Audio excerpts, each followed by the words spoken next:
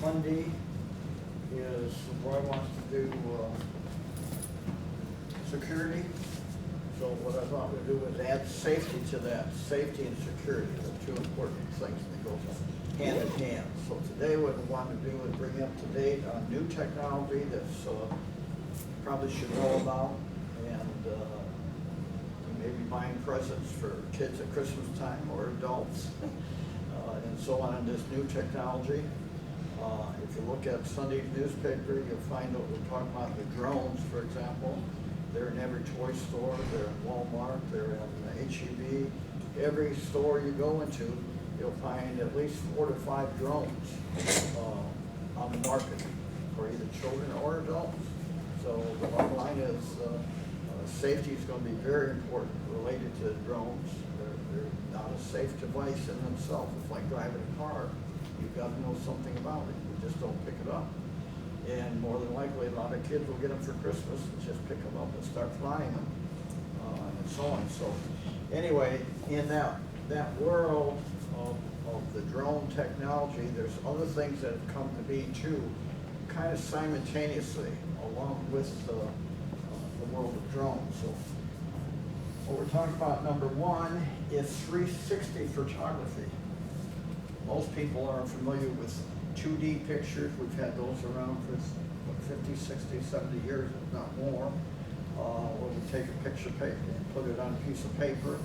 And then came the screen, when we could put it on a TV screen and so on, or a computer screen, or whatever. And all during that time, different groups of people have been tinkering with what we call 3D. Most of the times, I don't know how far back it goes, but it goes back a long ways, where you actually would put on glasses that would bring pictures in by different methods, either color technology, whatever, to make it appear to your brain through your eyes that it's three-dimensional rather than flat plate, two-dimensional. So many of us have gone to movies, or a lot of people have gone to movies where they've done this. They've had 3D movies over a period of probably 10 or 15 years, I would guess, if not more, and so on. So it worked out from the standpoint of confusing the brain or the eyes, whatever, that something flat has now become three-dimensional. In actuality, our world is three-dimensional. So 360 photography has come along based on that, whereby you have two eyes that see things different, and then the brain puts them together into a composite picture. Not long after I retired, I had one muscle and the four muscles in the eyeballs. One muscle was paralyzed, and I had what was called double vision, and I had to wear a patch over my eye. What we're seeing is two different images. So the bottom line is those two images have to be put to the brain in such a way that it looks like they're the same and they're three-dimensional. So as we worked our way up to the modern day era, that three-dimensional movie, three-dimensional devices, whatever we might have to put in front of our eyes to look at pictures and so on, turned into 180 and then a 180 plus. So you've got 180 degrees, as much as a lens will let you see. In other words, for example, I can see this here right now as I move that. So that's what we call peripheral vision. So you have to have some peripheral vision to do things in life, get certain jobs and so on. So that's 180 degrees. A lot of cameras would have wide-angle lenses. Instead of this or this, it would come out to maybe here. Very few of them hit 180 degrees in the past. So now we're up to the point where they can actually get 180 degrees, and then this part of the project fell through. We're going to actually show you one that I talked about before. The weakest link in the chain determines how good a project is, so it doesn't matter how many thousands of dollars you put in. We also saw the shuttle blew up because of an old ring, just a ring that was not up to the temperature, and the shuttle It blew up with lots of people in it, the whole crew.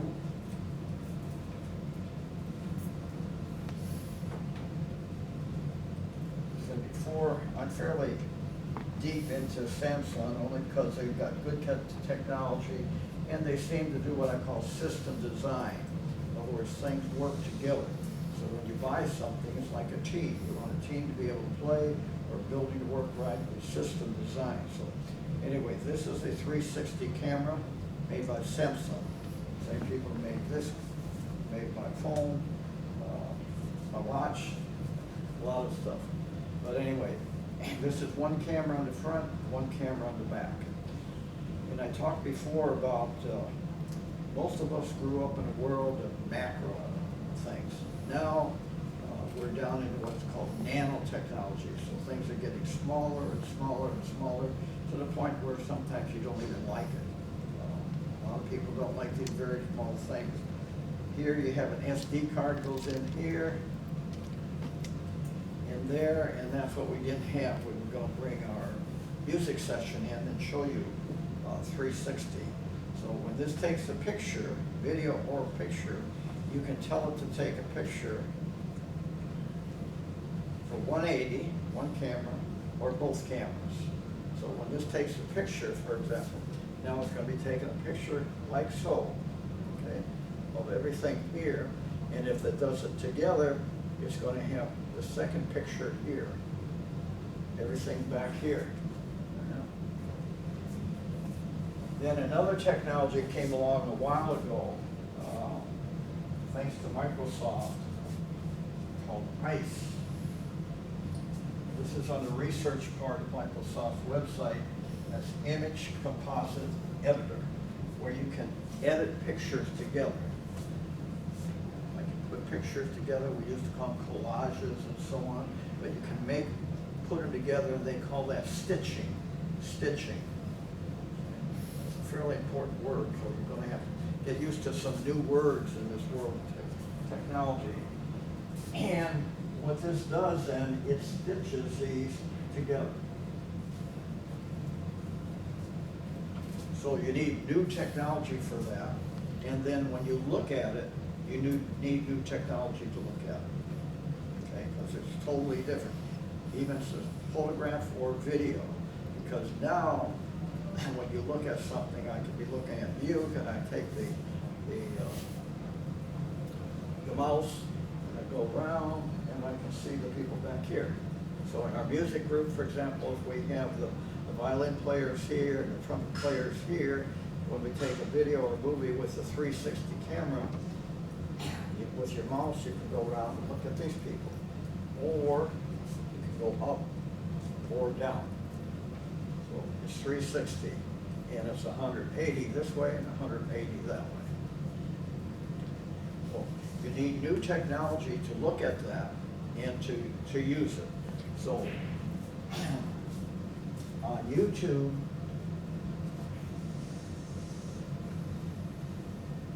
go to YouTube 360. So if you want to see 360, you go to YouTube 360. So if I want to put something, one of these pictures on YouTube, I've got to make sure that YouTube knows that this is 360.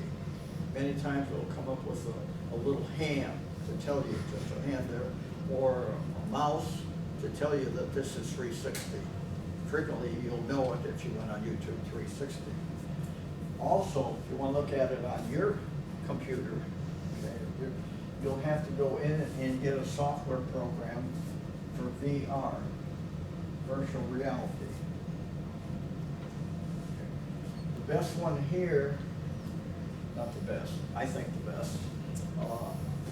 The other thing that developed in the last 10 or 15 years was called action cameras. If you go on YouTube, you'll see skydivers, skiers, all kinds of people, deep sea divers, all kinds of people will put an action camera on their helmet. So as they're jumping out of an airplane, you'll see what their eye sees. As they go down, you'll see their feet down below. And skiing, the same thing, when they do ski jumping and so on. So as this 360 goes to that realm, Then you add another dimension to that.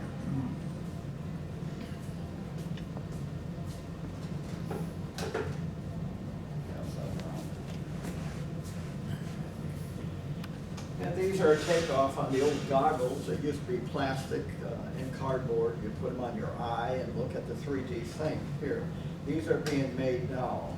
These are very relatively cheap one. This one comes with a drone. That one you can buy at Office Max for around $14, $20 range and so on. And what you do is you put your phone in here, your smartphone, iPhone or these phones, and you hold up and look with two eyes. So if you look with two eyes there, you'll see two things. So what your imaging software does now is this turns it into two pictures. I don't know if you can see this, but up here, if we want that two pictures to see it through here, if I want to put this phone, this is coming from this phone here.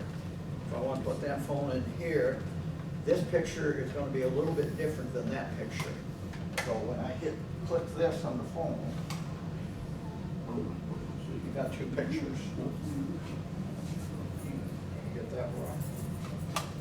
Make sure you get that. So now when you put your phone in here, we're not going to do it because we dropped one of these yesterday and broke it. So it's still's got a way to go to become.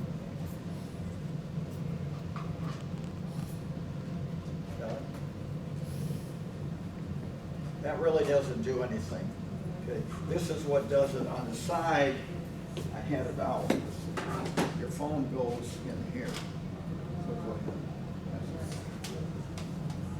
In this one, the phone just slips in here, then you clamp it up, then you focus it.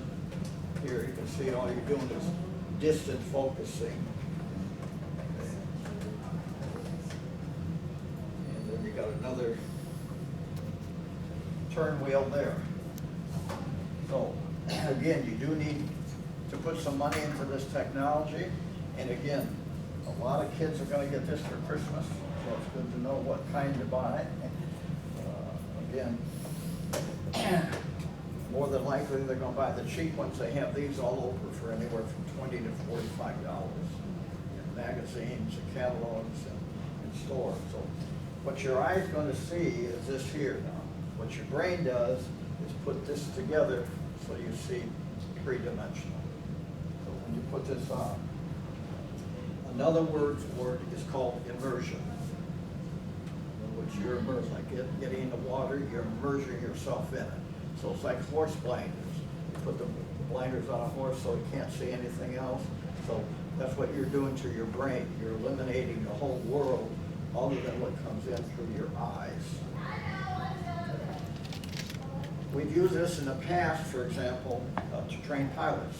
They have a simulator, they sit there and the thing is on rockers and whatever, and they can fly the airplane just by looking at the windows in the cockpit and so on. Everything looks real, so it's virtual reality. Or it's immersion, they're immersed in this, so they're no longer part of the world, they're only part of that. That's all the brain is digesting, is what's coming in from the eyes.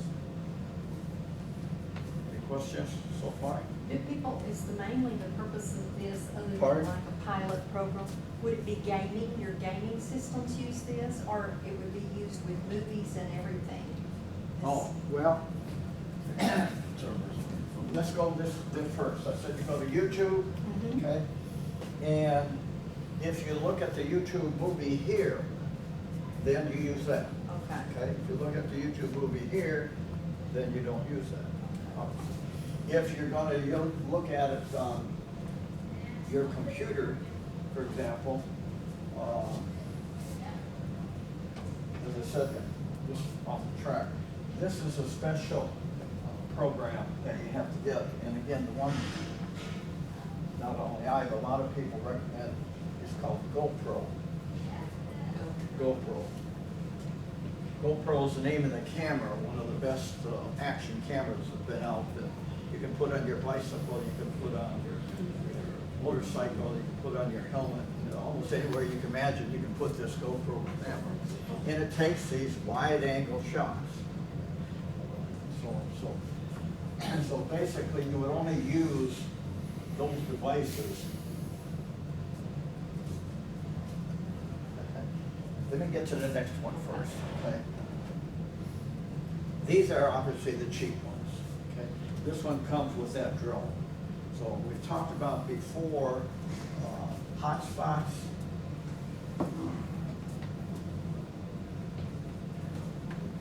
I have a hotspot. Roy's phone is a hotspot, which means that it can get a signal and up to a certain number of people can see that signal. Okay? Usually up to around 10. So that depends on the device and what you're using and so on. So on this one, for example, what we're going to show you in a little bit, if it works, is where it will just go to one phone. This company here, AirHog, this is made by AirHog, and